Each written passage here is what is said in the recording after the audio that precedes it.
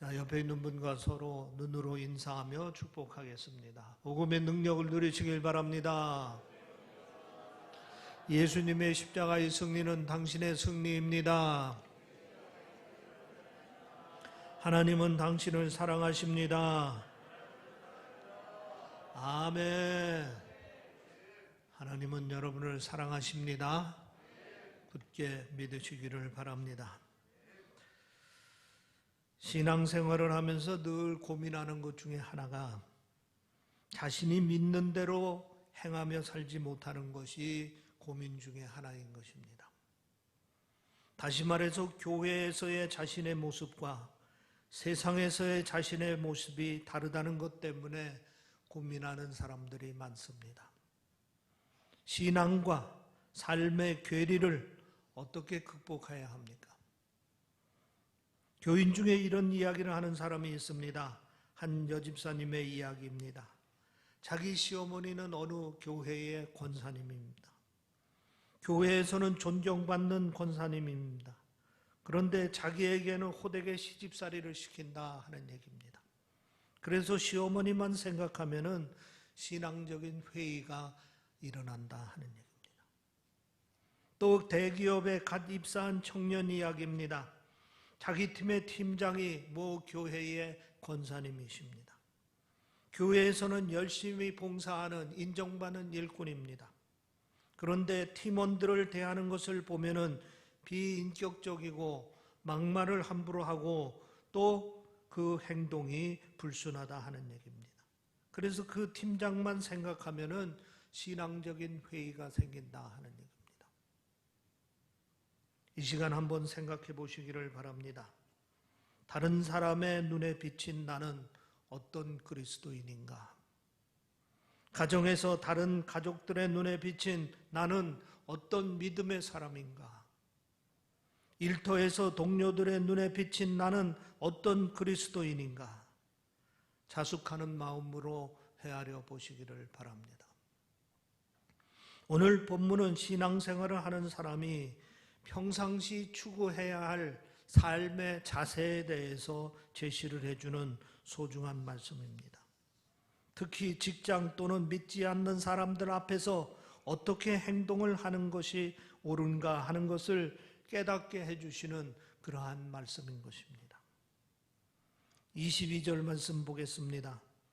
종들아 모든 일에 육신의 상전들에게 순종하되 사람을 기쁘게 하는 자와 같이 눈가림만 하지 말고 오직 주를 두려워하여 성실한 마음으로 하라. 종들아 육신의 상전들에게 순종하라 했습니다. 이 말씀을 제대로 이해하려면 당시 사회 상황을 알아야 합니다. 로마는 정복 전쟁을 통해서 대제국을 이룬 나라입니다. 전쟁에서 승리한 뒤 정복지에서 수많은 사람들을 노예로 끌고 왔습니다. 그리고 허접한 일들을 시키고 또는 전문적인 일과 심지어는 자녀를 가르치는 가정교사 일까지 노예들에게 맡겼습니다. 그러니까 당시 노예들은 로마 사회 전반에서 아주 없어서는 안 될 중요한 역할을 했던 것입니다. 그리고 로마가 가장 번성했던 시기에는 인구의 절반 정도가 노예의 숫자일 정도로 크게 번성을 많이 했었습니다. 이런 상황 가운데에 많은 노예들이 복음을 받아들이고 전도가 되어서 교회에 들어와서 신앙생활을 했습니다. 사도 바울은 본문에서 노예 그리스도인들이 교회 밖에서 어떤 삶의 자세를 가져야 하는가 하는 것을 말씀하고 있는 것입니다. 그러면 노예제도가 없는 오늘 우리들은 오늘 본문을 어떻게 받아들여야 합니까? 당시 노예가 일종의 피고용인으로 본다면 오늘 직장인들에게 주시는 말씀으로 받아들이면 됩니다. 그리고 좀 더 확대해서 일터에서 일하는 모든 사람들에게 주시는 말씀으로 받아들일 수가 있습니다. 오늘 본문 말씀은 세 가지 점을 강조해서 말씀하고 있습니다. 첫째는 주님의 마음으로 행하라 하는 말씀입니다. 본문 23절 보겠습니다.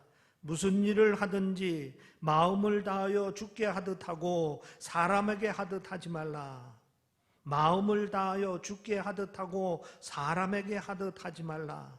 한마디로 마음을 다해가지고 주께 하듯 하라 하는 말씀인 것입니다. 그러면 마음을 다하여 주께 하듯 하라 하는 말씀은 어떻게 하라는 말씀입니까? 이 말씀은 해석하기가 쉽지 않습니다. 노예가 상전을 대할 때 그리스도인들이 주님이신 예수 그리스도를 대하듯 대할 수 있습니까? 그것도 상전이 악해서 늘 괴롭히고 사람 취급도 안 하는데 그 사람을 주님 대하듯이 대할 수 있습니까? 오늘 상황에서 일터에서 부하 직원이 직장 상사들을 주님 대하듯 대할 수 있습니까? 그것도 상사가 나쁜 사람이어서 부정부패를 저지르고 직원들을 비인격적으로 대하는데 그 사람을 주님 대하듯이 대할 수 있습니까? 물론 이 말씀을 이렇게 문자적으로 해석할 필요는 없습니다. 이 말씀은 일터에서 만나는 모든 직장 상사나 동료들을 주님 대하듯 하라 하는 말씀은 아닙니다. 이 말씀을 이해하기 위해서는 마태복음 25장 31절 이하 예수님의 비유의 말씀을 생각해 봐야 합니다.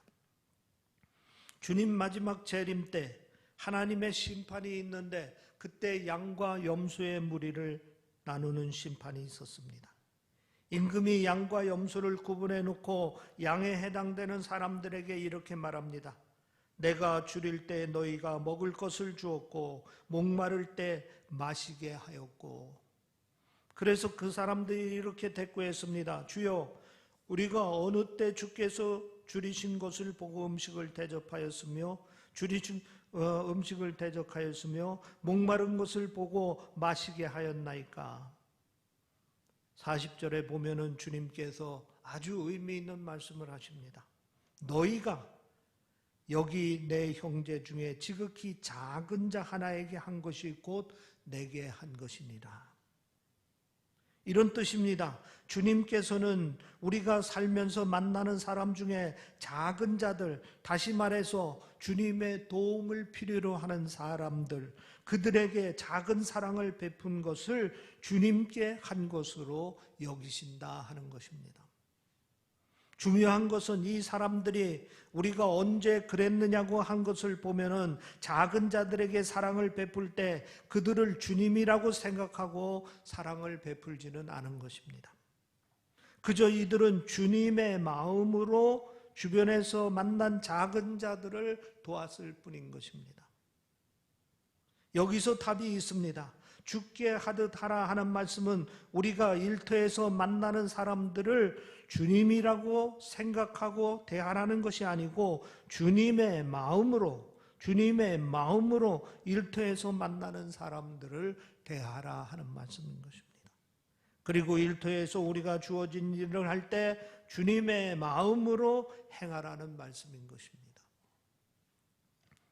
어떤 분의 간증을 들었습니다. 직장 동료 때문에 회사를 그만둘 생각에 고민이 빠졌습니다. 하나님의 뜻을 묻기 위해 깊은 기도를 드렸습니다. 어느 날 기도 중에 주님 눈으로 그 사람을 보라 하는 감동이 왔습니다. 주님의 눈으로 그 사람을 보라. 가만히 생각해 보니까 지금까지는 자기 눈으로만 그 사람을 보았다 하는 생각이 들었습니다. 그래서 기도하면서 주님의 눈으로 그 사람을 보려고 노력을 했습니다. 그런데 하나씩 그 사람이 이해가 되기 시작하는 겁니다. 우선 그 사람의 마음을 볼 수 있었습니다. 그 사람의 입장에서 보니 자기가 최대의 라이벌입니다. 그 사람이 앞에서 진급을 준비하거나 회사 생활을 할 때 늘 자기를 의식하고 견제하지 않으면 안 된다는 생각이 들었습니다. 그런데 자기가 한 행동을 보니까 자기도 역시 그 사람과 마찬가지로 그 사람을 견제하고 있었습니다. 그래서 사사건건 자기와 협력하기보다는 견제하고 시비가 걸리는 것을 깨달았습니다. 이제 그 사람을 위해서 기도했습니다. 그러면서 그 사람을 대하는 자기의 태도가 달라지는 것을 스스로 발견했습니다. 그 사람을 인정해주고 높여주었습니다. 어느새 그 사람과 좋은 동료가 되었습니다. 우리가 일터에서 주님께 하듯 한다 하는 것은 이렇게 주님의 마음으로 일하는 것을 말합니다. 그래서 우리가 내 마음으로 사람을 대하지 말고 주님의 마음으로 사람을 대해야 하는 겁니다. 내 마음으로 일하지 말고 주님의 마음으로 일을 해야 되는 것입니다.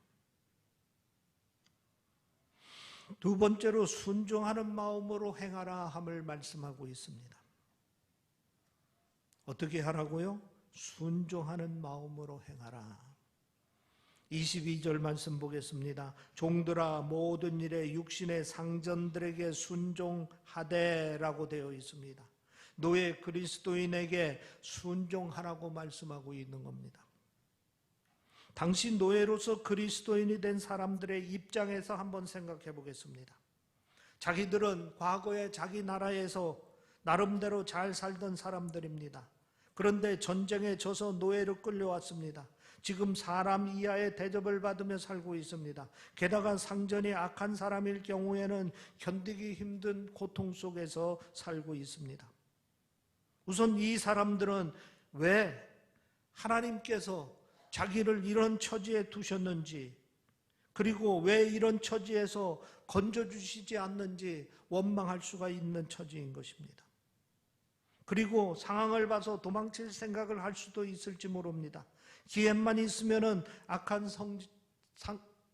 악한 상전에게 보복할 생각을 하고 있을지도 모르겠습니다.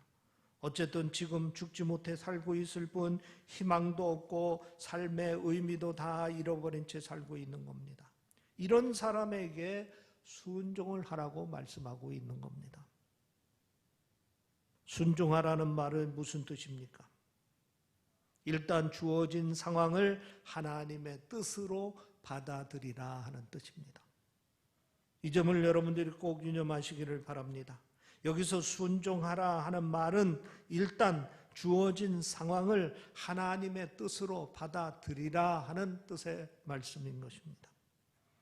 지금은 왜 내가 이런 처지에 놓여 있는지 그 이유는 알 수 없지만은 하나님의 뜻 가운데 인도하고 계심을 믿고 받아들이라 하는 말씀입니다. 그리고 그 뜻에 순종하라 하는 말씀인 것입니다.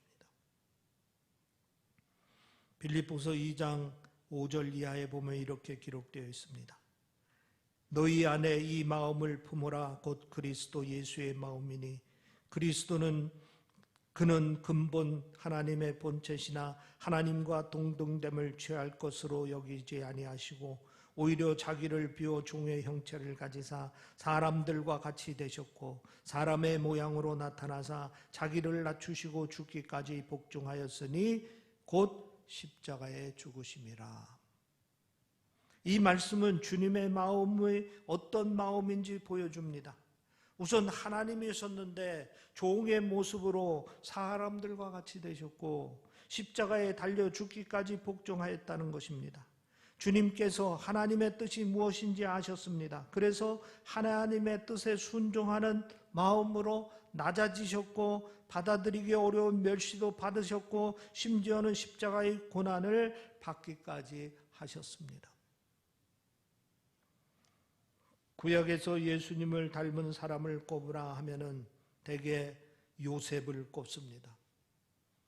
그가 예수님의 이런 마음을 품고 산 사람이기 때문입니다.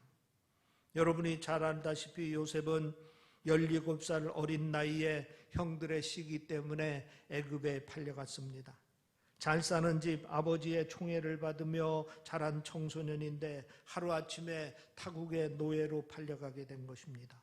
무척이나 놀랍고 두려웠을 것입니다. 또 자기를 판 형들이 믿고 하나님이 원망스러웠을 것입니다. 그런데 요셉은 달랐습니다. 창세기 39장 2절 4절에 보면 이렇게 되어 있습니다.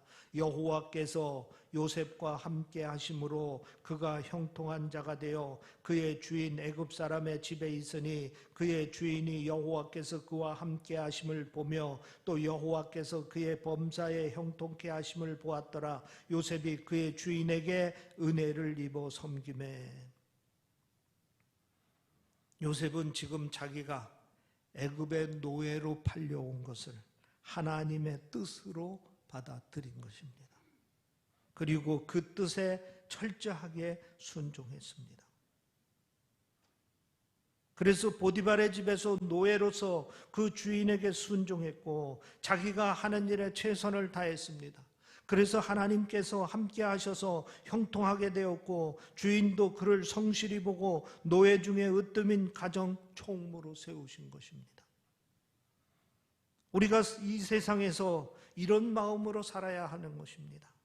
특히 일터에서 이런 마음으로 일을 해야 하는 겁니다. 우선 주어진 상황을 하나님의 뜻으로 받아들여야 합니다.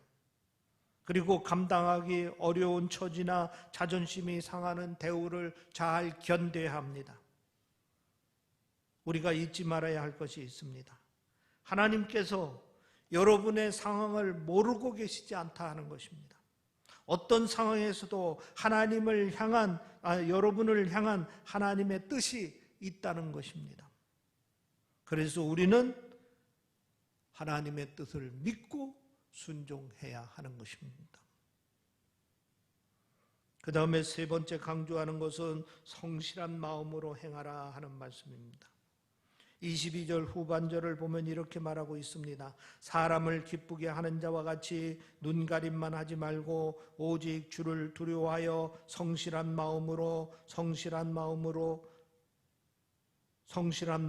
하라. 성실한 마음으로 주어진 일을 행하라 하는 말씀입니다.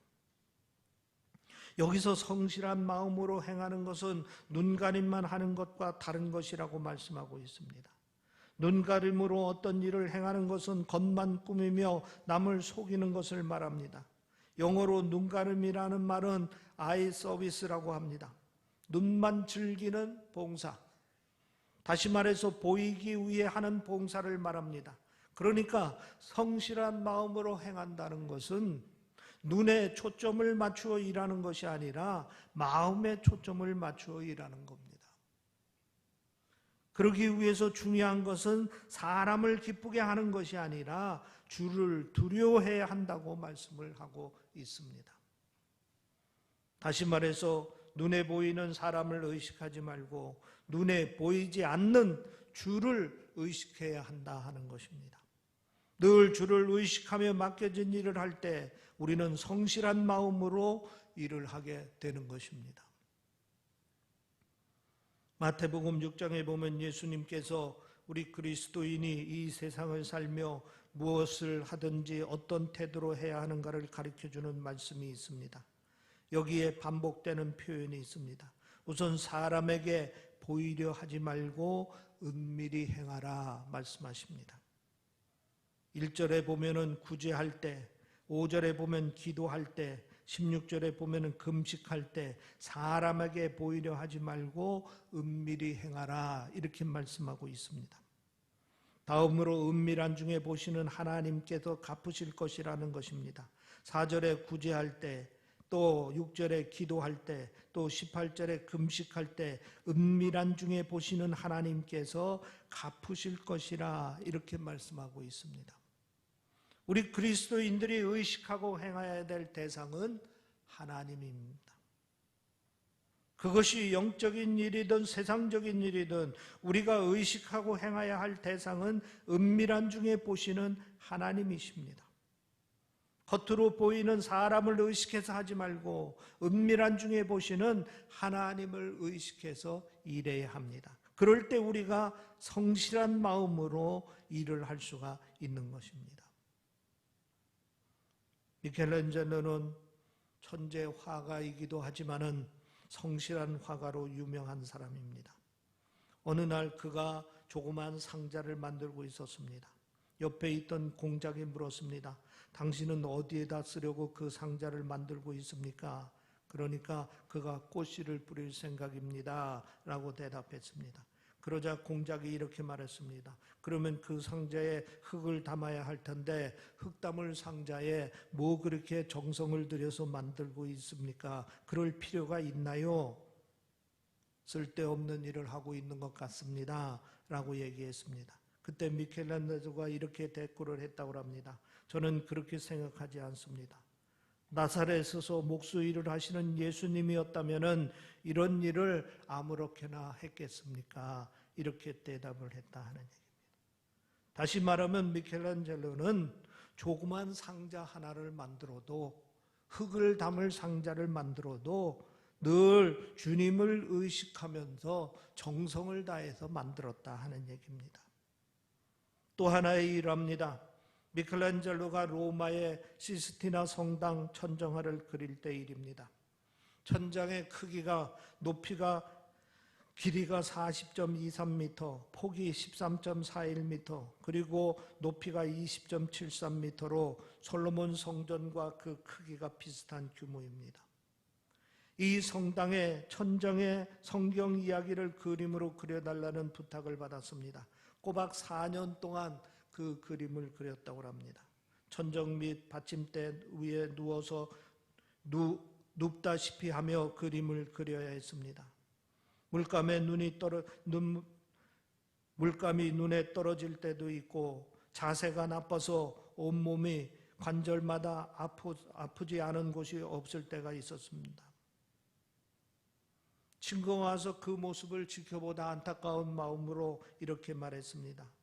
아래에서 그 그림을 보면은 너무 멀어서 자세히 보이지 않으니 대충 그려도 되지 않느냐 이렇게 얘기를 했습니다.